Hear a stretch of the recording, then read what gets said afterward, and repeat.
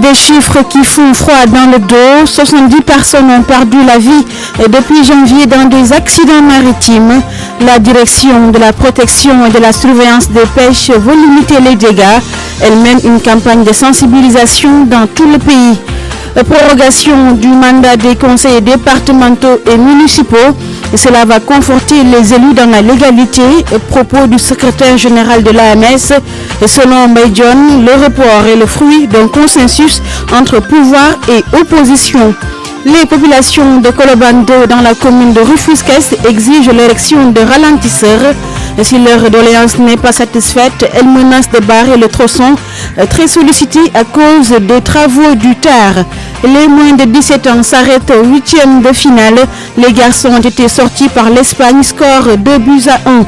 Les sports, Youssouf Bodjan, le tour du web, Abdoulaye Diop, la rubrique Yomoutol, Mamadou Amar Ndion, bonne santé animale, Abdoulaye Sissé, les chroniques du mercredi, Mbaye Sidi Mbaye, l'invité de RFM Soir, Ignace Biagui, il est le directeur de l'hôpital Abdoul Aziz Sidabar, entretien à suivre avec Ndete Diop.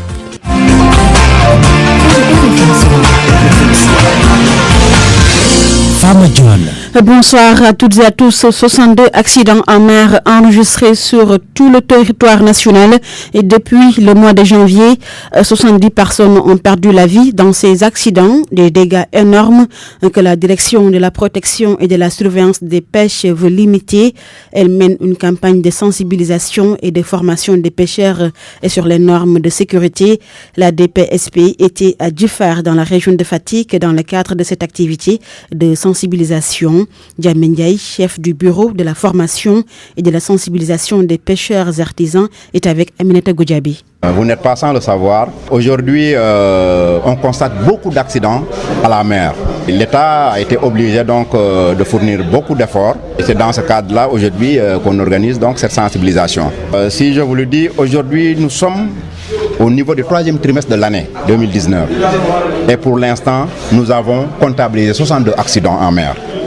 Avec un colorel de 70 morts, 55 millions de matériel détruit. Donc c'est énorme. Donc raison pour laquelle aujourd'hui l'État est en train donc de faire tout pour essayer vraiment de minimiser les dégâts. Et sur quoi vous sensibilisez ces pêcheurs exactement? On sensibilise sur les facteurs donc de sécurité. C'est-à-dire d'abord, avant d'aller en mer, qu'est-ce qu'il faut faire? Quels sont les préparatifs que le pêcheur donc doit faire avant d'aller à la mer? Tracasserie et contrôle douanier au niveau des frontières entre le Sénégal et la Gambie. Le réseau international des femmes sénégalo-gambiennes porte le plaidoyer. Elle demande au président Macky Sall et à son homologue Adama Barrow d'être plus vigilants et de veiller davantage à la fluidité des frontières entre les deux pays. Le réseau était à Kaolack, Ibrahim Diamé. Le réseau international des femmes sénégalo-gambiennes en assemblée générale tire un bilan positif de ces 2 ans d'existence. L'objectif de cette organisation, c'est de raffermir les relations et de renforcer les échanges, mais surtout d'appuyer les femmes pour leur autonomisation. Zeida Moussou Korombaï, présidente du réseau. Vous savez, cette année, nous avons formé 100 femmes au niveau de la Gambie et du Sénégal, uniquement pendant la FICA, pour accompagner le réseau sur l'éducation financière, sur le dynamisme organisationnel, sur le céréales local, sur plusieurs volets, fruits et légumes, tout ce qui peut développer la femme, nous sommes en train de le développer actuellement, sur tous les plans. Toutefois, le réseau n'a pas manqué de poser un certain nombre de doléances. Les femmes interpellent les deux présidents sénégalais et gambiens sur la fluidité de la circulation à la frontière qui laisse à désirer entre les deux pays et en Afrique de façon générale. Adja Mariama Adouleitsi, vice-présidente du réseau. J'interpelle le président Macky Sall et le président Adama Barrow qu'ils soient encore plus vigilants parce que jusqu'à présent, au niveau des frontières, il y a toujours des problèmes. Les gens rencontrent énormément de difficultés et donc qu'on ne se trompe surtout pas. Et ça, c'est en Afrique de façon générale. La salle de réunion de la Chambre de commerce de Kaolack a accueilli cette cérémonie de renouvellement du bureau du réseau des femmes sénégalo-gambiennes en présence du président Serigne Mboup qui était désigné comme invité invité d'honneur. Ibrahim Diamé Kaolak, Radio Futur Média. Ibrahim Diamé, retour à Dakar. Les voitures gros porteurs hantent le sommeil des habitants de Colobane 2 Nord, un quartier de la commune de Rufisque-Est. Ces derniers, qui craignent pour la sécurité de leurs enfants, demandent l'érection de ralentisseurs. Ils menacent de barrer ce tronçon qui est devenu une déviation très sollicitée à cause des travaux du TER et de Promoville. Reportage Abdou Diouf Diagne.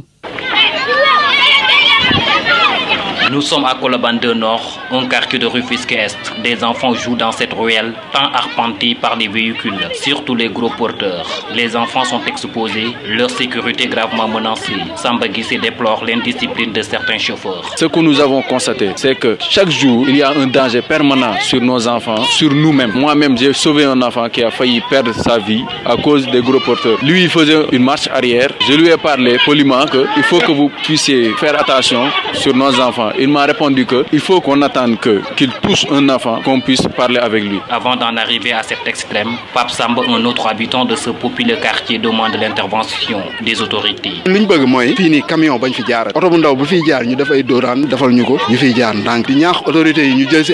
Ces jeunes menacent de barrer ce tronçon utilisé par de nombreux automobilistes à cause des travaux du train express régional et du projet Promoville.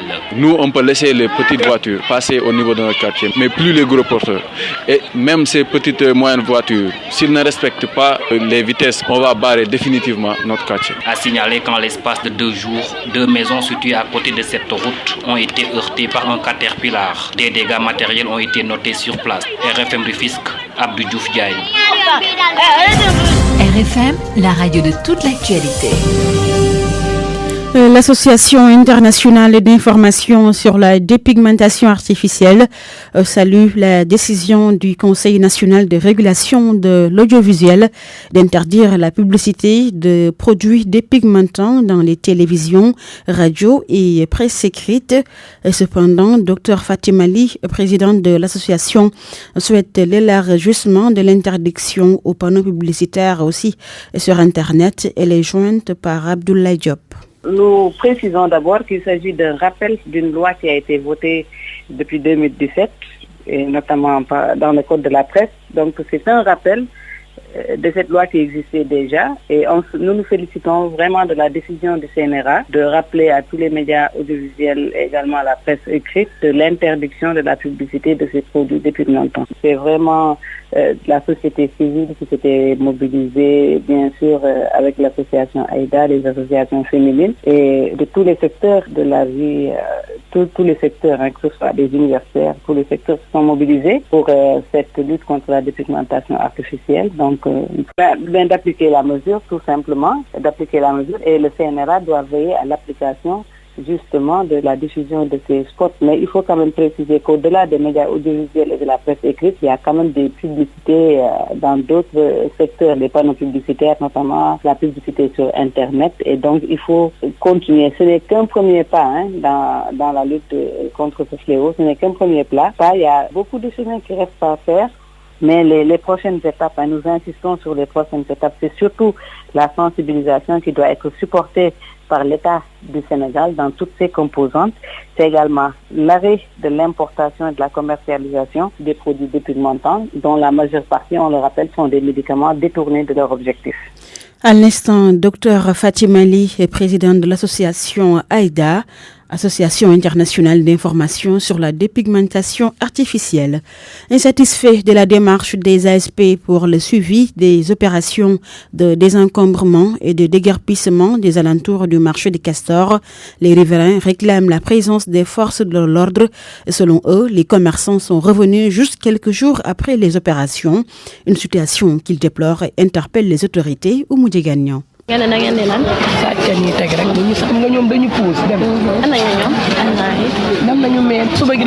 Chasser le naturel, il revient au galop, nous disent certains riverains du marché de Castor. Selon eux, le suivi de l'opération de désencombrement et de déguerpissement des environs du dit marché reste à revoir. Djabelba. Au commencement, ça va pour les 2 ou 3 jours, mais après ça a dégénéré. Parce que le comportement des ASP laisse à désirer. Ils attrapent des vendeurs, ils prennent leurs marchandises, qui en retour leur donne 1000 francs ou 2000 francs et ils récupèrent le marchandise. Retrouvés sur la zone interdite, son tablier rempli de légumes, ce commerçant confirme les propos de son prédécesseur. On s'enfuit quand on voit les agents. S'ils nous trouvent là, ils vont saisir nos marchandises. Ils ont déjà saisi 2 caisses avant-hier. Selon Diabelba, les responsables ont failli à leur mission. Il faut que quelqu'un puisse suivre si le travail, si ce qu'on a laissé là-bas est bien suivi.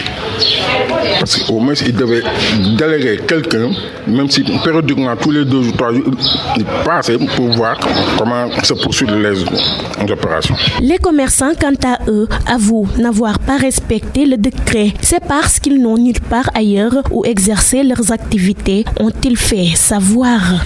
Merci Oumou-Djegan Nyang. Favoriser la réduction de l'abandon scolaire, l'assiduité et permettre l'amélioration des performances scolaires pour les enfants, en particulier les filles. Tel est l'objectif du programme national d'alimentation scolaire qui débutera en 2020.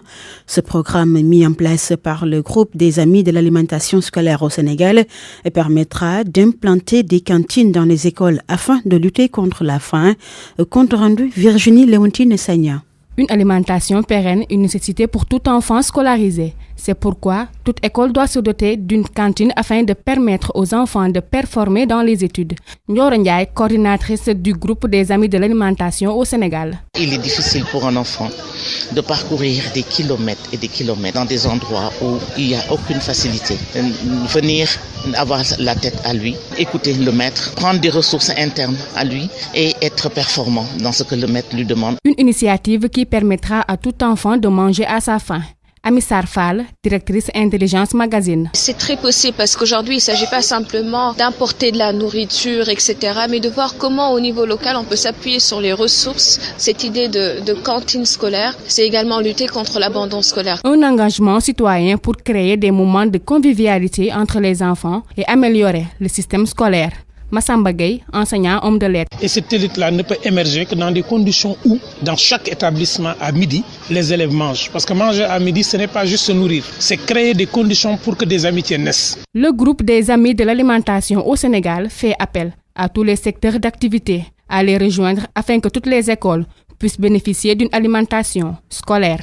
Une note de santé dans cette édition, l'appel du Khalif général des Tidjanes pour que l'hôpital Abdoulaziz Sy Dabakh soit de niveau 3 commence à prendre effet. Pour une bonne couverture du Gamou, le ministère de la Santé a décaissé une enveloppe de 75 millions, doté la structure d'un scanner et promis l'affectation d'un orthopédiste. Ignace Biagui, directeur par intérim de l'hôpital, est avec Ndate Diop. Le ministre accorde une importance capitale à l'hôpital de Tivaouane. Pour confirmer tout cela, ils nous ont fait un appui de 75 millions. 75 millions pour engager des travaux de réfection au niveau de l'hôpital.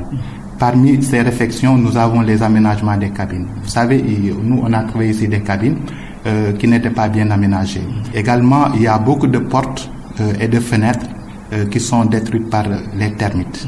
Donc cela, on est en train de les refaire. Il y a également le local scanner. Je remercie également le ministre de la Santé et de l'Action sociale qui nous a doté d'un scanner. Le scanner est en cours d'installation. Donc parmi tous ces travaux-là, l'hôpital est en train de se préparer pour assurer une bonne couverture médicale. Donc je pense que d'ici le Gamou, certains travaux vont finir. Également, il y a l'espace vert que j'ai omis. L'hôpital de Tivaouane n'a pas un espace vert. L'hôpital fonctionne avec les spécialistes qui sont déjà en place. Je pense qu'aujourd'hui, l'hôpital de Tivaouane a une dimension, disons, départementale, c'est clair. Si vous voyez, de Thiès à Louga, il n'y a pas une autre structure. C'est la seule structure de référence. Donc, nos autorités également, ils sont en train de nous aider pour effectivement l'hôpital de Tivaouane soit plus attractif et répondre au mieux aux normes. Donc, en cela, du point de vue du personnel, je pense que nous avons les spécialistes qu'il faut. Je sais qu'on n'a pas aujourd'hui un orthopédiste, mais le ministère est en train de faire tout pour que nous ayons un orthopédiste. À l'instant, Ignace Biagui qui sera notre invité en fin d'édition, 22h15, Warkinan Nimzat. RFM 94.0, la radio en puissance. Prorogation du mandat des conseillers départementaux et municipaux. L'Association des maires du Sénégal salue la décision du gouvernement. Pour l'AMS, le report des locales est le fruit d'un consensus entre pouvoir et opposition. Le secrétaire général de l'Association des maires estime que l'amendement du gouvernement va les conforter dans la légalité. Mbaye John est avec Pabès Diba. C'est le fruit d'un consensus fort entre les acteurs politiques, aussi bien de la mouvance présidentielle que de l'opposition. C'est dans ce sens que le gouvernement du Sénégal avait annoncé dans un premier temps le report des élections sans fixer de date. Ce qui est nouveau, c'est que effectivement, il n'est pas permis de fixer, de reporter des exceptions sine die. C'est ce que le ministre de l'Intérieur a fait en disant que la date butoir pour la tenue des élections locales qui devaient se tenir en décembre 2019 est exactement le 28 mars 2021. Il faut saluer en tout cas cette décision de l'État qui fait que conforter le respect des dispositions légales que nous avons connues de nos différentes administrations. Maintenant, il faudrait que les acteurs qui sont concernés aujourd'hui prennent les dispositions pour que, bien avant même cette date, qu'on puisse tenir l'élection. Parce que la date du 26 mars est une date butoir. Ça veut dire que d'ici là, si les gens en arrivent à trouver des consensus, ont bien tenu les élections. Nous, en tant que maires, ça nous conforte parce que nous ne voulons pas rester dans la légalité et prendre des actes alors que nos mandats sont illégaux. Ce qui est évident, c'est qu'aujourd'hui, les gens doivent se presser pour trouver des consensus. Et maintenant, s'il y a des questions qui ne font pas l'objet d'un consensus, qui remettent ça au président de la République, qui a la légalité et la légitimité de prendre en définitive les mesures nécessaires pour que, en tout cas, le code soit révisé et que les acteurs puissent se retrouver autour de l'essentiel. À l'instant, Mbaye John, secrétaire général de l'Association des maires du Sénégal. Ce report des élections qui entraîne la prorogation du mandat des élus n'est pas du goût de tout le monde.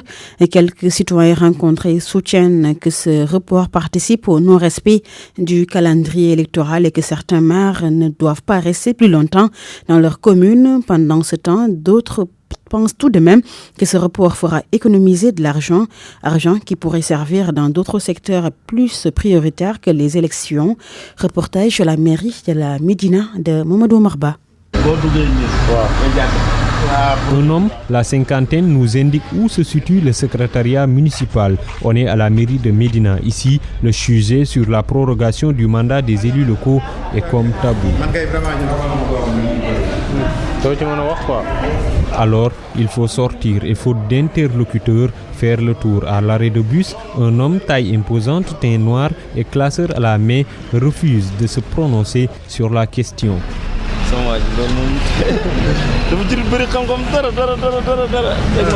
À l'autre bout de la rue, deux hommes discutent. Hassan Tchoun et Mohamed Fall se livrent après quelques réticences. Chacun y va de son propre commentaire.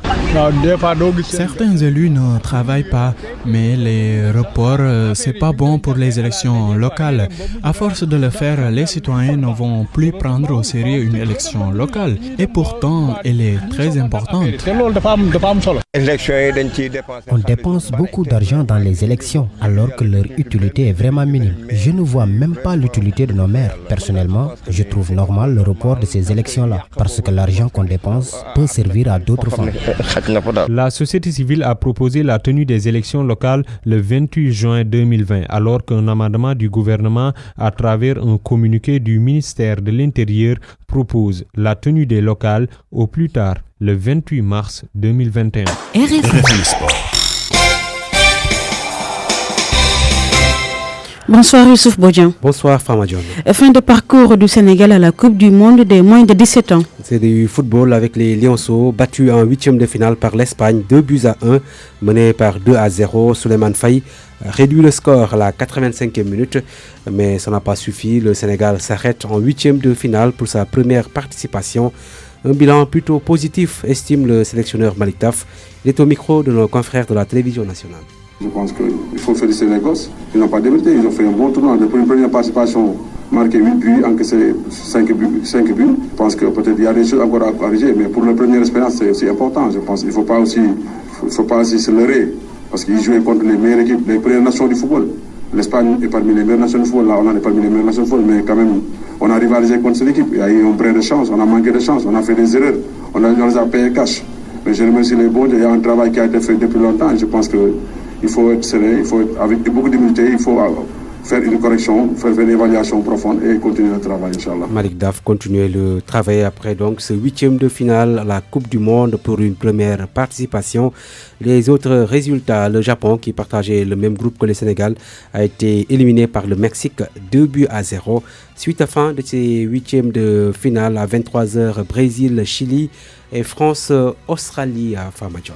Le tournoi de l'UFOA des moins de 20 ans de football, le tirage au sort a été effectué. C'était cet après-midi à Conakry. Le Sénégal est dans le groupe A en compagnie de la Guinée, pays organisateur, la Mauritanie et la Sierra Leone. Dans le groupe B, on retrouve la Gambie, championne en titre, le Mali, le Libéria et la Guinée-Bissau. Le tournoi de l'UFOA des moins de 20 ans va se jouer du 24 novembre au 8 décembre en Guinée. Une Ligue des champions européenne, suite de la 4e journée. Avec dans le groupe A, le Real Madrid qui corrige Galatasaray. Triplé de Rodrigo, 18 ans, deuxième joueur de cet âge, 18 ans, donc a marqué un triplé dans l'histoire de la Ligue des Champions. Avant lui, Raoul l'avait fait, Raoul qui était également joueur du Real Madrid. Les autres buteurs, Ramos sur penalty et doublé de Karim Benzema, dont un but qui est venu d'une passe décisive de Rodrigo, le jeune Brésilien, 18 ans, donc, qui a explosé dans ce match. Dans l'autre match du groupe A, le Paris Saint-Germain a battu le club Bruges par 1-0. L'Argentin Icardi a marqué l'unique but du match. Mbaye Diagne, entré en seconde période, a raté un penalty à la 76e minute. Krépin Diatta et Gana Gueye ont joué tout le match. Le Paris Saint-Germain avec 12 points qualifiés en 8e de finale avant donc d'affronter le Real Madrid lors de la prochaine journée pour la première place du groupe. Dans le groupe B, le Bayern Munich qui bat Olympiakos 2-0. Lewandowski et Perisic, ce sont les buteurs bavarois. Et puis l'étoile rouge de Belgrade battue à domicile par Tottenham 4-0. Lo Celso, doublé de Son et Eriksen sont les buteurs des Toffees. Le groupe C à présent avec l'Atalanta Bergame qui tient en échec Manchester City. Un but partout. Sterling a marqué le but des Citizens. Dynamo Zagreb, Shakhtar Donetsk, 3 buts partout. Le groupe D pour terminer, la locomotive de Moscou battue à domicile par la Juventus. 1-2, Ramsey et Douglas Costa ont marqué pour la vieille dame. Et puis le Bayer Leverkusen qui bat l'Atlético Madrid 2-1. Morata a marqué l'unique but des Colchoneros.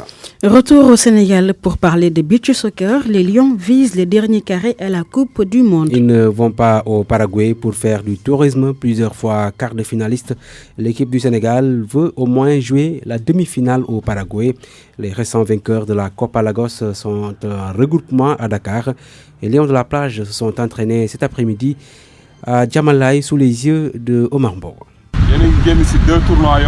Instant briefing, le mot d'ordre est clair pour la meilleure équipe africaine de beach soccer. Oubliez les compétitions précédentes, cap sur le mondial. Les Lions du Sénégal de la plage pensent déjà à une participation historique. Galasila, le coach. Je dois relever un défi. Ça veut dire que je dois faire quelque chose que personne n'a pas encore fait ici. Quand je dis moi, c'est tout mon staff, toute l'équipe. Donc il fallait cette année avoir une motivation pour aller de l'avant. Donc on travaille sur cette lancée et on va aller entrer au moins dans le carré d'as.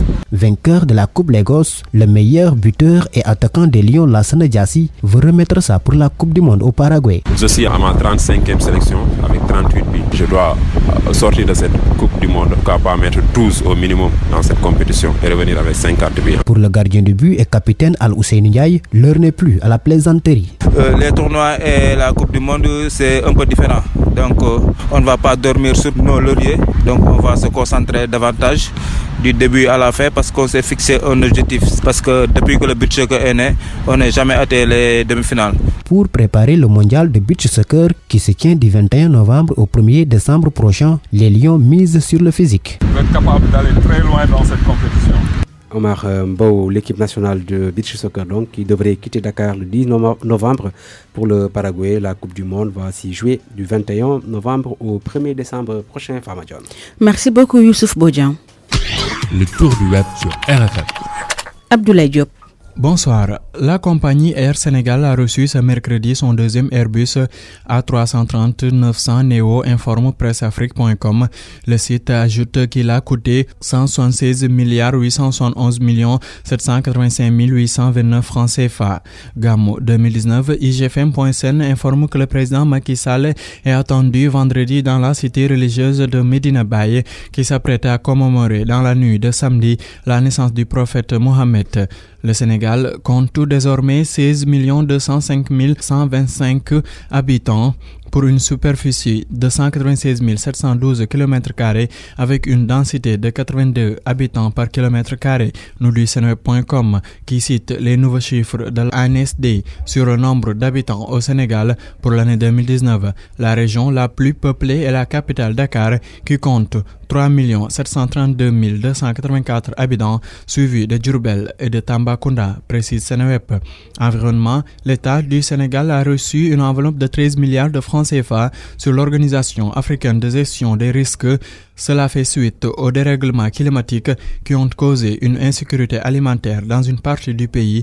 L'information est donnée par emedia.sn. Interdiction de la publicité de produits dépigmentants par le CNRA. L'ex-député Moustapha Diakhaté sur sa page Facebook demande au Conseil national de régulation de l'audiovisuel d'étendre l'interdiction à la promotion du charlatanisme. Report des élections départementales et municipales. La présidente de l'Alliance nationale pour la démocratie, Sakha Ligue Aïdembodj, a exprimé sa satisfaction suite à l'annonce du report des élections locales jusqu'en 2021. Selon elle, il s'agit d'un consensus fort entre les acteurs politiques autour de la table du dialogue national. Elle a dit sur le site du groupe Futur Média. Nécrologie. APS.sn nous fait part du décès du maire de Vélingara Ferlo, Cheikh Mamadou Sow, décès survenu ce mercredi à l'âge de 55 ans. Hors de nos frontières, le président bissau-guinéen José Mario Vaz a exigé mercredi du gouvernement qu'il a limogé de libérer dans les 24 heures les ministères, un ultimatum suivi par celui de l'Afrique de l'Ouest qui a donné 48 heures aux nouveaux ministres illégaux de M. Vaz pour démissionner. L'information est sur africanews.com. Le tour web, c'est fini. Merci de l'avoir suivi. Merci beaucoup à vous, Abdoulaye Diop. Accueillons Moumoud Amar Ndion pour la rubrique Yonoutol. Bonsoir et bienvenue. Le PADAER a été clôturé après plus de 6 ans d'activité. 22 milliards 40 millions de francs CFA mobilisés par l'État du Sénégal, le Fonds international de développement agricole FIDA, la coopération espagnole et d'autres partenaires au développement. Que retenir de la première phase du programme d'appui au développement agricole et à l'entrepreneuriat rural? La réponse avec Ngagne Bao, le coordonnateur du PADAER 1. On peut retenir aujourd'hui sur le plan des infrastructures pastorales. Nous avons eu à intervenir dans 28 unités pastorales, dont 10 nouvelles. Et dans chaque unité pastorale, nous avons construit un château d'eau, un forage équipé, un abreuvoir en forme de T de 120 mètres, un parc à vaccination avec d'embarquement, mais surtout un parc à vaccination mixte qui permet de prendre les gros et les petits ruminants. Et dans certaines zones, nous avons tiré l'eau sur des dizaines de kilomètres pour permettre aux villages les plus éloignés d'avoir l'accès à l'eau. Et à chaque fois, on met également une borne fontaine, ce qui facilite l'accès à l'eau potable aux familles des éleveurs. Sur le plan des aménagements, nous avons plusieurs types d'aménagements. Par exemple, à Matam dans la vallée, on avait un objectif de 200 hectares en termes de reprise de planage. Nous sommes allés jusqu'à plus de 700 hectares de pives, périmètre irrigué villageois, avec une bonne reprise de planage pour pratiquer le SRI. Et ce SRI a permis d'avoir des pics de production pouvant atteindre parfois 7 à 8 tonnes à l'hectare. Sur le plan de l'entrepreneuriat également, environ 206 micro-entreprises ont été constituées ou bien renforcées, consolidées. Le PADAER 1 clôturé, le PADAER 2 a été lancé. Objectif, renforcer les acquis et faire d'autres réalisations. C'est ce qu'a fait savoir Babou Dramé, le coordonnateur. La phase 2, comme à l'instar de la phase 1, travaille dans l'amélioration des revenus des jeunes, des femmes et des hommes de manière durable dans la zone d'intervention, tout en incorporant ces populations-là dans des chaînes de valeur profitables, porteuses et résilientes au changement climatique. Donc nous allons travailler dans l'amélioration de la production agricole et aussi travailler dans l'entrepreneuriat pour pouvoir développer ces zones d'intervention, améliorer les revenus et lutter contre le manque de sécurité alimentaire. Et pour y arriver, quels sont les moyens que vous allez mettre en place? Pour y arriver, nous allons nous appuyer sur des partenaires stratégiques, qui sont les services techniques de l'État, et aussi travailler avec des prestataires qui vont travailler pour renforcer les capacités des organisations de producteurs de manière à ce que ces dernières puissent améliorer les services rendus à leurs membres. Le PADAER 2, c'est 48 milliards 56 millions de francs CFA. Le principal bailleur, le FIDA, attend beaucoup de ce projet. Benoît Thierry, son représentant en Afrique de l'Ouest. C'était un très beau programme que le gouvernement du Sénégal a fait avec le FIDA et qui a duré près de 6 ans sur les 4 régions de l'Est qui sont Kolda, Kédougou, Tambacounda et Matam. Donc ce projet a touché plus de 400 000 personnes. Vous voyez que c'est très important. Et c'est ce qui fait la marque du FIDA, c'est que nous souhaitons avoir des projets qui touchent le maximum de monde et toujours dans l'agriculture familiale, de manière à ce qu'on valorise cette agriculture familiale et qu'on encourage les jeunes à moderniser et intensifier l'agriculture. L'important, c'est d'avoir un meilleur revenu pour les paysans. Et donc le PADAER a aidé beaucoup dans ce sens. Près de 800 activités ont été recensées. Il y a énormément de groupements de producteurs, d'interprofessions, beaucoup d'infrastructures, des barrages, des unités pastorales, des parcs à vaccination, des centres de transformation des produits agricoles, donc de belles réalisations que vous pouvez visiter. Et concernant le PADAER 2, qu'est-ce qui va être fait de plus pour compléter? Voilà, alors là on est très content de la décision du gouvernement de rajouter une deuxième phase parce que on ne peut pas régler les problèmes de développement rural en quelques années, comme vous le savez. Ce n'est pas un projet qui peut faire ça. Donc, en durant sur 10 ans, on arrive à toucher plusieurs générations fermes de paysans, de familles, donc même des jeunes ont vu les 2 phases du PADAER, et ce qui va les encourager encore davantage à se lancer. Par exemple, ceux qui ont été formés initialement à fabriquer des machines de transformation vont pouvoir au même moment les mettre en œuvre et en vendre davantage. Merci à Benoît Thierry du FIDA, Ngagnbao du PADAER 1 et Babou Tramé du PADAER 2 et à Aïssatou Sow pour la collaboration technique. À vous qui nous suivez pareillement, Yonou Toll, c'est fini. Rendez-vous mercredi prochain. Bonne santé animale avec Abdoulaye Sissé.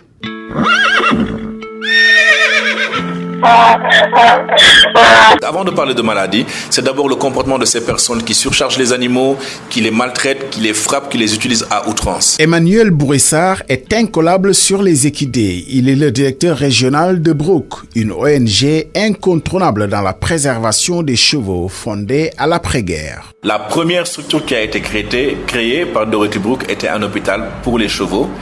Et 80 ans plus tard, cet hôpital est devenu une ONG et c'est Brook qui existe dans 11 pays et ici au Sénégal, nous sommes Brook Afrique de l'Ouest. Au Sénégal, en dehors de la maltraitance, il y a à préserver les équidés de la maladie. La peste est presque éradiquée. Tout de même, la grippe sévit encore. La grippe équine par contre a fait des ravages cette année. 6 000 mortalités au Sénégal, 30 000, 60 000 dans d'autres pays de la sous-région. Pour dire que ça a été une épidémie très très grave. Et c'est assez compliqué. Il y a des mesures de prophylaxie à mettre en place, notamment la mise en quarantaine des animaux malades, éviter le mode de contamination par l'alimentation ou avec les harnais. Même les propriétaires qui utilisent ces animaux, d'un animal à un autre, ils devraient se laver les mains justement pour éviter les risques d'infection. Les animaux de trait sont encore essentiels pour beaucoup d'activités économiques. Mais l'âne, plus que le cheval, reste encore dans l'imaginaire populaire. Cet animal a tout faire. Le Sénégal a connu des avancées, des évolutions, mais il faut dire, quand on vous dit mbamga wala fasnga, ce n'est pas très positif, c'est même péjoratif, et surtout mbam. Monsieur Sarr, je comprends votre passion, je vous l'accepte. Vous n'essayez pas de me convaincre moi d'accepter qu'on m'appelle Fas ou Mbam quand même. Non, loin de là, mais justement on pourrait vous appeler Fas et on rêverait que justement qu'on puisse vous appeler Fas et que cela ait une connotation positive comme qui dirait Gaïndé. Pourquoi pas? Bon, c'est vrai que Gaïndé c'est une autre espèce. Vous n'échappez pas à mon quiz. Est-ce que vous savez cette ville du Sénégal où alors le monstre sacré est un cheval? Je dirais Mekhe. Alors, je ne savais pas, je peux vous accorder la réponse, mais je pensais à une autre ville. Alors, on dit que c'est un cheval à 3 pattes qui, paraît-il, se balade dans la ville. Ça ne fait pas partie des chevaux dont vous vous occupez? Non, pas encore en tout cas. Est-ce que vous avez rencontré des cas quand même de chevaux dont la maltraitance vous a autant choqué pour dire plus jamais ça? Oui, alors je pense que récemment au Sénégal, il y a eu un buzz lorsqu'il y a eu des inondations. C'est ce charretier qui a entraîné son cheval dans les eaux au point de le perdre et lui-même y risquait sa vie. Une réglementation sous forme de directive interministérielle à mettre à l'actif des acteurs comme Brooke. Voilà qui change beaucoup de choses dans la vie des équidés. Toutefois, il reste un travail de sensibilisation auprès des masses laborieuses pour prendre soin des bêtes au même titre que leur outil de travail mécanique. Bonne santé animale, c'est fini pour aujourd'hui. Accueillons Mbaye Sidi Mbaye pour la chronique du mercredi. La dictature de la soif, accouplée à celle des nuits noires sans électricité, ont laissé de mauvais souvenirs dans nos mémoires. Des années durant, les Sénégalais ont pris sur eux de braver les incertitudes de la vie quotidienne avec ses surcharges sociales inhérentes aux exigences du monde actuel en termes de solidarité sociale et familiale. Personne n'essaie d'y échapper. C'est la règle d'honneur obligatoire, la règle d'airain que nous nous appliquons quel que soit le temps, la circonstance, la conjoncture. Nous avons tous pris cela depuis le biberon, comme pour expliquer des réflexes génétiques. Que donc se passe-t-il à la SDE et à la Sénélec, qui exercent sur les populations, c'est-à-dire sur nous et sur nos familles, une pression malsaine et même inhumaine parce que concomitante? Les Sénégalais ont-ils omis de régler leurs factures d'eau et d'électricité? Tout le monde constate que le thermomètre est durablement rivé tous les jours à 30 degrés et plus dans un pays où il fait chaud naturellement. On sait bien qu'il y a des limites objectives, même à notre niveau de performance technologique, mais quand même. Les ingénieurs et autres techniciens qui gèrent l'eau et l'électricité savent bien quelles conséquences négatives sont possibles sur nos appareils acquis péniblement pour notre confort minimum. N'est-ce pas que le concept d'économie solidaire fait fureur pour parler comme avant? Il faut l'élargir, l'universaliser, le partager entre tous les segments de responsabilité, de technicité et d'autorité. C'est ça ma conception et ma compréhension de la solidarité pour tous qui nous mènera ensemble vers le soleil levant. À mercredi prochain. RFM, l'invité. L'invité d'RFM Soir, c'est Ignace Biagui. Il est le directeur intérimaire de l'hôpital Abdoulaziz Sy Dabakh de Tivaouane. Entretien sur la couverture sanitaire du Gamou, la volonté du khalife général des Tidjanes de voir l'hôpital érigé en structure de santé de niveau 3, entre autres questions avec Ndate Diop. Merci beaucoup. Nous sommes avec Ignace Biagui, chef de service administratif et financier. Il assure aussi l'intérim de la directrice de l'hôpital Abdoulaziz Sy Dabakh de Tivaouane. Monsieur Biagui, bonsoir. Bonsoir, M. Ndate. Je me permets de prendre la parole au nom de Madame la directrice, à qui je souhaite un propre établissement. On est à quelques jours du Gamou de Tivaouane. Qui dit Gamou dit forte affluence. Au niveau de la structure sanitaire, comment vous vous êtes organisé pour jouer votre partition dans cet événement religieux? Alors, merci. Depuis un certain temps, comme vous l'avez dit, l'hôpital est en train de s'organiser pour effectivement assurer la couverture médicale en vue du Gamou. Donc, pour cela, on a participé à des CDD au niveau du département. On a bien noté avec le préfet du département qui nous a demandé de prendre toutes les dispositions en rapport avec la région médicale et les districts sanitaires pour assurer une bonne couverture médicale. Je pense qu'aujourd'hui, l'hôpital est en train de mettre cela en place. On a mis en place 5 commissions. Parmi ces commissions, il y a la commission médicale, il y a la commission hébergement et accueil, il y a commission restauration, il y a commission hygiène et sécurité et la commission sociale. Donc toutes ces commissions-là ont été mises en place et chaque président de commission est en train de coordonner avec les membres pour effectivement asseoir une bonne couverture médicale. On sait que tout cela sera chapeauté par le ministère de la Santé, mais au niveau départemental, est-ce que la coordination est en train de se faire avec les autres structures de santé environnantes pour bien mener le travail? Tout à fait. Cela a été mis en place, toute cette coordination-là. La semaine dernière, nous avions tenu une réunion au niveau du district sanitaire en présence du docteur Malick Ndiaye, médecin-chef de région, et le médecin-chef de district, docteur Camara. Donc, on a mis en place un dispositif départemental pour effectivement assurer une bonne couverture sanitaire lors de ce gamou. Donc, toutes les structures de santé du département seront mobilisées pour venir en appoint à l'hôpital. Tout à fait. Lors de cette réunion de coordination, il y avait tous les représentants des districts du département. Donc, on est en train de travailler là-dessus. D'ailleurs, le jeudi, si je ne m'abuse, le ministre passera pour effectivement évaluer ce dispositif qui a été mis en place pour assurer une bonne couverture médicale. Une bonne couverture médicale du gamou annuel de Tivaouane, qui le dit, pense à des moyens humains, mais aussi logistiques. Est-ce que tout est en place? Oui, en fait, je peux dire que tout est mis en place actuellement. Ce qui concernant le personnel, je pense que nous aurons un bon appui des équipes qui nous viennent d'ailleurs, notamment les équipes de Touba, qui a une expérience. L'équipe de Touba a une expérience avérée dans le domaine de la préparation du Magal. Donc ceux-là, ils vont venir nous appuyer, et il y en aura d'autres qui vont venir de Dakar, de l'INDSS et du SNEPS. Ils vont venir nous aider, en plus de notre personnel qui sera là disponible, vont venir nous aider à assurer une bonne couverture médicale lors du gamou. L'hôpital, si on prend la structure que vous dirigez, par rapport à la mobilisation, on a vu que vous êtes en train de réfectionner, vous êtes en train de mettre des couches de peinture par-ci, par-là. Donc l'hôpital est prêt pour accueillir les patients qui viendront vers vous. Tout à fait. Vous me permettez au passage de remercier le ministre de la Santé et de l'Action sociale. À travers le ministre, je remercie également la directrice générale des établissements de santé et les directeurs des établissements de santé. Tout cela, ils nous viennent en aide, en fait, pour que l'hôpital de Tivaouane soit attractif déjà. Je sais que le ministre accorde une importance capitale à l'hôpital de Tivaouane. Pour confirmer tout cela, ils nous ont fait un appui de 75 millions. 75 millions pour engager des travaux de réfection au niveau de l'hôpital.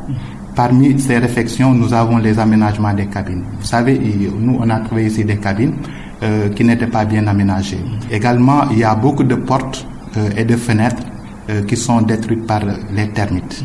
Donc, cela, on est en train de les refaire. Il y a également le local scanner.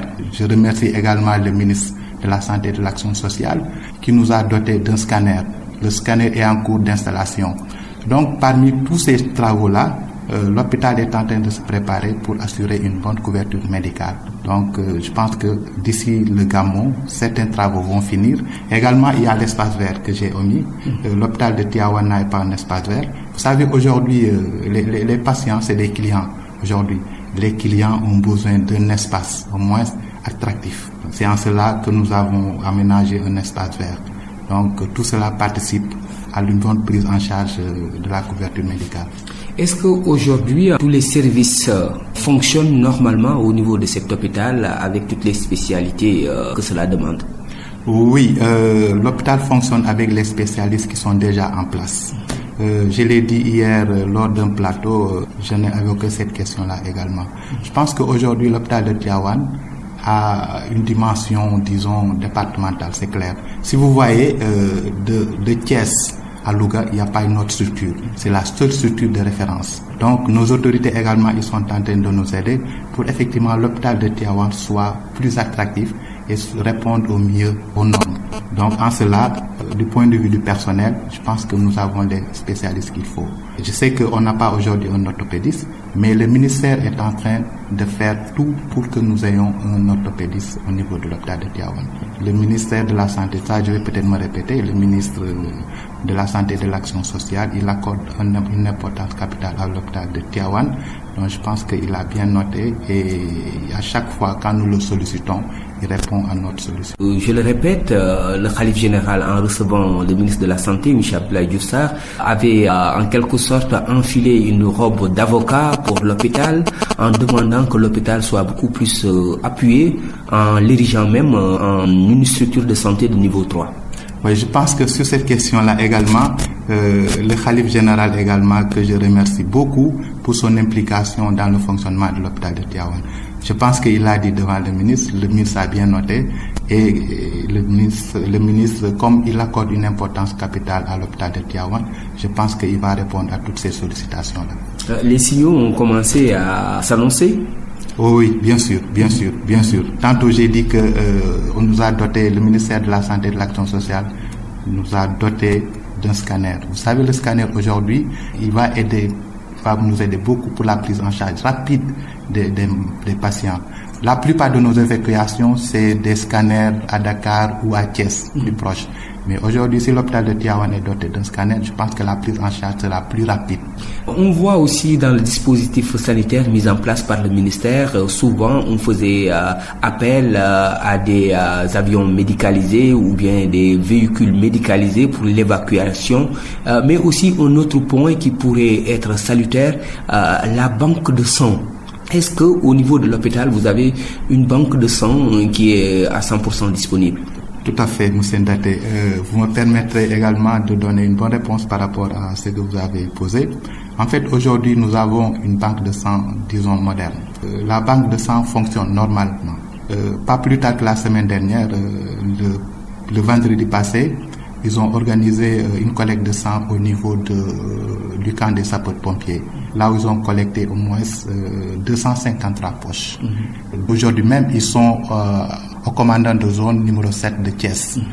Là où ils ont prévu également une collecte pour 150 donneurs. Je pense que ça va faire environ 400 poches de sang. Et tout cela sera pour Tivaouane. Voilà, c'est ça pour Tivaouane. Ça va être disponible, Inch'Allah.